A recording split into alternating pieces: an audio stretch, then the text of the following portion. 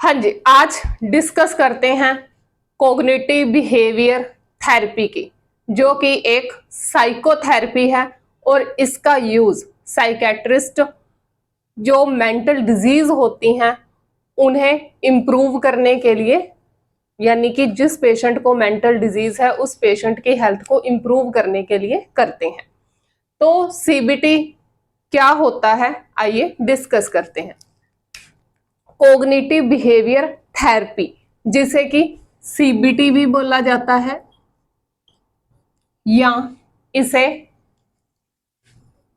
Pen paper therapy भी बोलते हैं। पेन पेपर थेरेपी भी बोला जाता है। होता क्या है सीबीटी, यानी कि कोग्निटिव। कोग्निटिव का मतलब होता है थिंकिंग।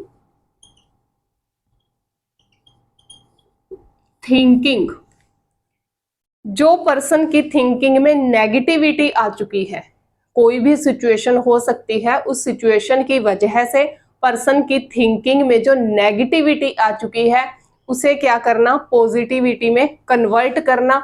और ये थिंकिंग जैसे ही पॉजिटिविटी में कन्वर्ट होगी वैसे ही क्या होगा, पर्सन का बिहेवियर भी पॉजिटिव हो जाएगा। तो इसे समझते हैं एक एग्जाम्पल से। मान लो कि कोई भी एक सिचुएशन है, सिचुएशन पर्सन की लाइफ में कोई भी सिचुएशंस हो सकती हैं। एग्जाम्पल लेते हैं टू फ्रेंड्स का। मान लो कि दो फ्रेंड थे, बहुत ही ज्यादा क्लोज, बेस्ट वाले फ्रेंड, जो अपनी हर बात एक दूसरे से शेयर करते हैं। लेकिन सिचुएशन क्या बनी, उन दोनों में से एक फ्रेंड की मैरिज हो गई, ठीक है। लेकिन अपनी मैरिज के बारे में वो अपना दूसरे फ्रेंड को नहीं बता पाया, तो एक सिचुएशन बनी। अब उस फ्रेंड की लाइफ में ऐसी क्या सिचुएशन हुई, कुछ भी हुआ, जल्दबाजी में उस पर्सन की मैरिज हो गई। उस पूरे इंसिडेंट के बारे में वो क्या है, अपने दूसरे वाले फ्रेंड को इन्फॉर्म नहीं कर पाया। दूसरे फ्रेंड को जैसे ही पता चला तो क्या होगा, अब बेस्ट फ्रेंड था, कोई भी बात एक दूसरे से नहीं छुपाते थे, इतनी बड़ी उसके लाइफ में चेंज हो गया तो दूसरे पर्सन को पता ही नहीं चला, दूसरे फ्रेंड को। तो वो क्या होगा, अब सोचेगा, सिचुएशन आई, दो फ्रेंड्स के बीच में क्या हुआ, एक की मैरिज हो गई, सिचुएशन थी ये।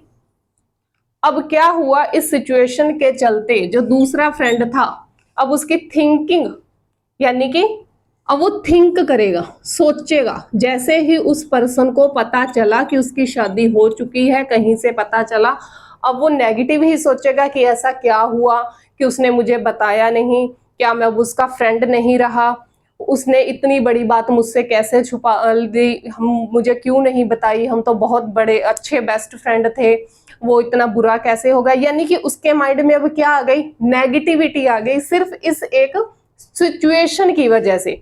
उसने ये जानने की कोशिश नहीं की अपने फ्रेंड से बात करके कि ऐसा तुमने क्यों किया, अपने आप ही उसने क्या किया, अपने माइंड के अंदर थिंकिंग बना ली। उस जो भी घटना हुई, सिचुएशन हुई, उसे लेकर क्या कर लिया, एक डिसीजन ले लिया कि मेरे फ्रेंड ने मेरे साथ गलत किया।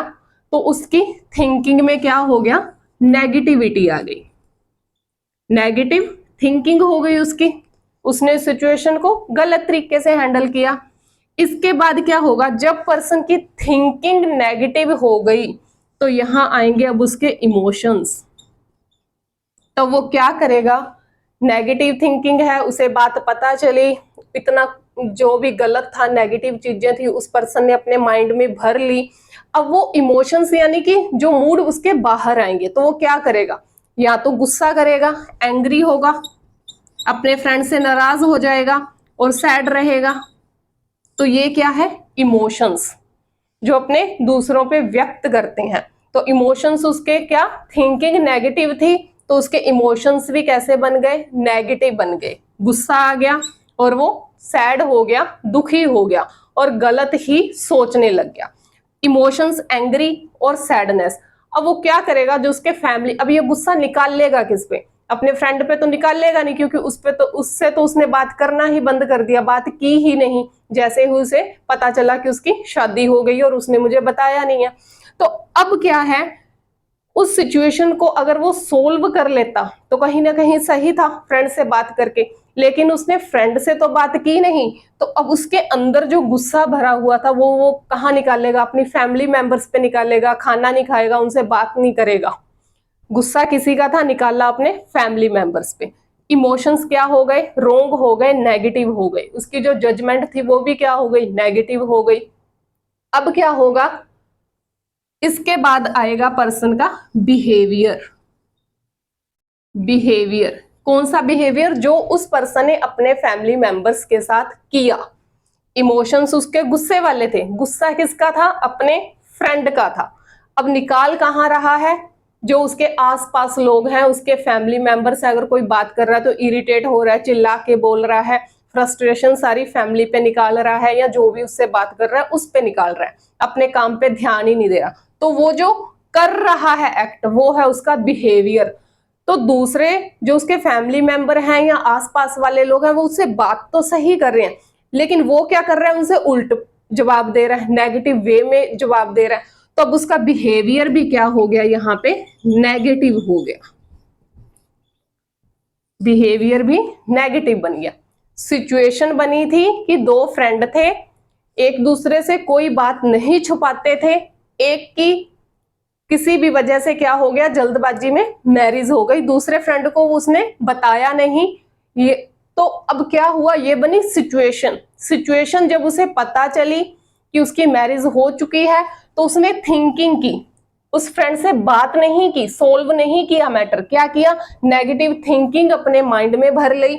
वो नेगेटिव थिंकिंग आगे क्या करेगी, इमोशंस जगाएगी, नेगेटिव है तो एंगर हो गया, सैडनेस हो गया, इरिटेबिलिटी हो गई, तो ऐसे नेगेटिव इमोशंस क्रिएट कर दिए उस नेगेटिव थिंकिंग ने। अब ये नेगेटिव इमोशंस किस पे इफेक्ट करेंगे, पर्सन के बिहेव पे। बिहेव, अगर कोई दूसरा पर्सन उनसे बात करेगा तो चिल्लाकर बोलेगा, गुस्से से बोलेगा, तो इमोशंस जो बिहेवियर था, इमोशंस की वजह से कहाँ इफेक्ट पड़ा, पर्सन के बिहेव पे इफेक्ट पड़ा। बिहेवियर भी क्या हो गया, नेगेटिव हो गया। अब यहां बिहेवियर, जब एक बिहेवियर पर्सन का नेगेटिव हुआ, किसी ने बात की तो ये चिल्लाकर बोला, अब सामने वाला पर्सन क्या सोचेगा कि बिना वजह से ये मुझ पे चिल्लाया है, तो अब उन दोनों के बीच में फ्रस्ट्रेशन क्या होगी, बढ़ जाएगी। उनके बीच में जब फ्रस्ट्रेशन बढ़ी तो क्या है, एक नई सिचुएशन पैदा हो गई फ्रस्ट्रेशन की। अब उस पे थिंकिंग फिर नेगेटिव होगी, फिर इमोशंस किस में जाएंगे, नेगेटिविटी में जाएंगे, फिर बिहेव क्या होगा, वापस से नेगेटिव होगा। तो ये पूरा का पूरा सर्कल क्या है, चलता रहता है।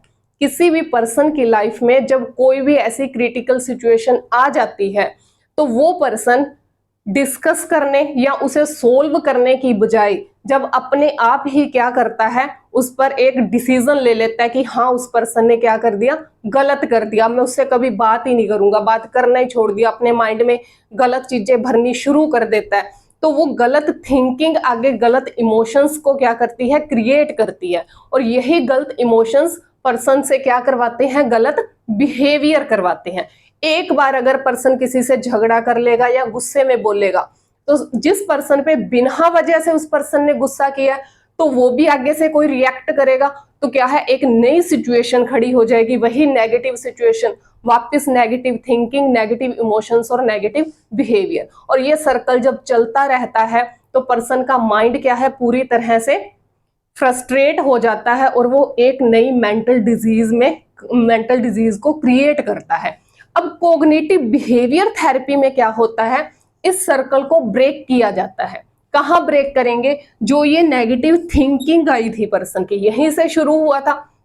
अगर पर्सन जैसे ही उसे पता चला था कि मैरिज हो चुकी है, अगर वो उससे बात करता, उससे डील करता कि क्या हुआ, तूने मुझे बताया क्यों नहीं, हम अच्छे फ्रेंड थे, मुझसे एक बार चाहे मैसेज ही करता, उसकी बातें सुनता, तो हो सकता है यहाँ नेगेटिव थिंकिंग ना होके कुछ पॉजिटिविटी होती, लेकिन ऐसा उसने नहीं किया। तो ब्रेक इस सर्कल को कहां से करेंगे, इस थिंकिंग से ही ब्रेक करेंगे। तो कोग्निटिव बिहेवियर थेरेपी में जो थेरेपिस्ट होता है वो उस पेशेंट से क्या क्वेश्चनरी करता है, क्वेश्चन पूछता है कि आखिर ऐसा क्या हुआ था, कौन सी सिचुएशन बनी थी, कौन सी बात तुम्हें गलत लगी थी जिस पे गुस्सा आया। तो वो अपनी बातें रखेगा कि मुझे इस बात पे गुस्सा आया। मान लो उसने ये बात रख दी कि जैसा कि अपनों ने एग्जाम्पल लिया कि उसने मैरिज की बात की। अब मैरिज की जब उसने बात रख दी कि उसने मैरिज कर ली और मुझे बताया नहीं, मुझे इस बात से क्या है बुरा लगा, तो थेरेपिस्ट उससे आगे क्वेश्चनरीज करेगा, यानी कि और भी क्वेश्चन पूछेगा कि क्या तुमने अपने फ्रेंड से दोबारा बात की, उसकी सिचुएशन को समझा, उसने तुमसे क्या तुम्हारे मुंह पे बोला कि तुम अब मुझे अच्छे नहीं लगते हो इसीलिए मैंने तुम्हें नहीं बताया, या मेरी लाइफ में तुम्हारी कोई जगह है ही नहीं है। अगर उससे क्या है एक वैलिड प्रूफ मांगा जाएगा कि क्या तुम्हारे मुंह पे उस पर्सन ने ऐसा बोला है या तुमसे आमने सामने डिस्कस हुई है। अगर उसने ऐसा बोला था तो सामने वाला पर्सन क्या गुस्से में था या फिर उसका बिहेव बिल्कुल सही था, क्योंकि कभी कभी अगर सामने वाला पर्सन गुस्से में हमें कुछ गलत बोल देता है तो वो भी हमें हर्ट होता है, लेकिन जब वो उस गुस्से से बाहर आ जाता है तो हमारे साथ नॉर्मल बिहेव करता है, तो उस गुस्से में कहे हुए शब्दों को हम क्या है इतना सीरियसली या अपनी थिंकिंग में नेगेटिविटी उस पर्सन के लिए नहीं बिठा सकते। तो इस तरह की क्या है उस पर्सन के साथ डीलिंग की जाएगी और उसकी जो नेगेटिव थिंकिंग है, तो जब वो ऐसी बातें करेगा थेरेपिस्ट तो वो मजबूर होगा कहीं ना कहीं सोचने के लिए कि मैंने सच में उस बात पे इतना रिएक्ट क्यों किया, मैंने अपने फ्रेंड से बात क्यों नहीं की। तो जैसे ही वो एक बार पॉजिटिविटी की तरफ बढ़ेगा तो क्या होगा, इमोशंस भी कैसे आएंगे, फिर कुछ अच्छे आएंगे। वो सोचेगा कि नहीं मुझे ऐसा नहीं करना चाहिए था, उसे थोड़ी गिल्टी होगी तो वो बात करने की कोशिश भी करेगा। अगर उसने एक बार अपने फ्रेंड से बात कर ली और उसकी सिचुएशन को समझ लिया तो ये सर्कल क्या हो जाएगा, ब्रेक हो जाएगा। तो यही है कॉग्निटिव बिहेवियर थेरेपी, यानी कि इसमें पर्सन की थिंकिंग और जो पर्सन का बिहेव है इस पे क्या किया जाता है, एक्ट किया जाता है।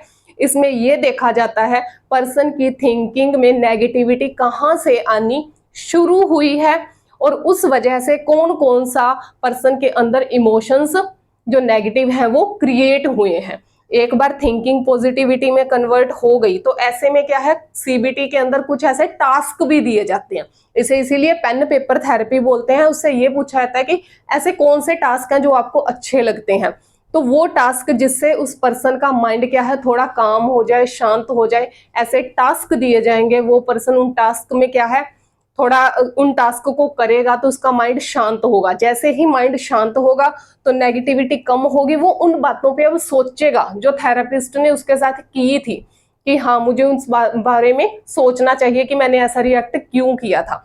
तो थिंकिंग पॉजिटिविटी में कन्वर्ट हुई, अपने आप ही इमोशंस भी अच्छे आएंगे, वो अपने को खुश फील करेगा, हैप्पी फील करेगा, तो आगे उसका बिहेव भी कैसा होगा, फिर अच्छा होगा। बिहेव अच्छा होगा तो कोई भी नेगेटिव सिचुएशन आएगी ही नहीं। अगर वापस से कोई सिचुएशन क्रिएट होती है तो वो क्या करेगा, पहले अपने थिंकिंग को इतनी नेगेटिविटी में नहीं लेके जाएगा, पहले उसके तह तक पहुंचेगा कि आखिर ये बात हुई है तो क्यों हुई है। तो ये है कॉग्निटिव बिहेवियर थेरेपी, जिसके जरिए पर्सन के उस पॉइंट तक पहुंचा जाता है जहां से नेगेटिविटी स्टार्ट हुई थी और उसी पे क्या किया जाता है, वर्क करके उसे ब्रेक किया जाता है। ये थेरेपी नॉर्मली जैसे कि एंजाइटी के पेशेंट्स होते हैं, एंजाइटी के पेशेंट्स और ईटिंग डिसऑर्डर जैसे बुलिमिया नर्वोसा हो गया, एनोरेक्सिया नर्वोसा हो गया, ईटिंग डिसऑर्डर्स में या डिप्रेशन के जो पेशेंट्स हैं, ऐसे पेशेंट्स पे क्या किया जाता है, सीबीटी के द्वारा वर्क किया जाता है या सीबीटी थेरेपी उन्हें दी जाती है। तो ये थी सीबीटी कॉग्निटिव बिहेवियर थेरेपी जो कि एक साइको थेरेपी है। Thank you so much.